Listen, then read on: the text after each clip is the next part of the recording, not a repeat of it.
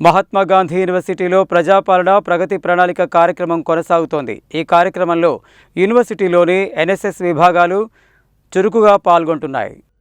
ప్రజాపాలన ప్రగతి ప్రణాళిక కార్యక్రమంలో భాగంగా శుక్రవారం Mahatma Gandhi university science college NSS unit 2 ఆధ్వర్యంలో సైన్స్ కళాశాల ఆవరణలో స్వచ్ఛత కార్యక్రమాన్ని నిర్వహించారు.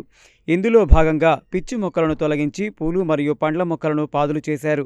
ఈ కార్యక్రమంలో సైన్స్ కళాశాల ప్రిన్సిపల్ వసంత, గణిత విభాగాధిపతి ఉపేందర్ రెడ్డి, ఎన్ఎస్ఎస్ ప్రోగ్రాం అధికారి శ్రీనివాస్, అధ్యాపకులు కిరణ్ కుమార్, బోధనేతర సిబ్బంది మధుకుమార్, లలిత, పాండ్ తదితరులు పాల్గొన్నారు.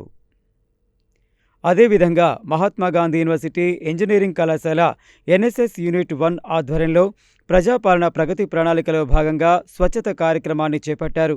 యూనివర్సిటీ పరిసరాల్లో ఉన్న చెత్త చెదారాన్ని తొలగించడంతో పాటు ల్యాబ్ను శుభ్రం చేశారు. ఈ కార్యక్రమంలో కళాశాల principal CH Sudharani, NSS unit 1 program అధికారి మారేష్, మౌనిక, ఆదిలక్ష్మి తదితరులు పాల్గొన్నారు.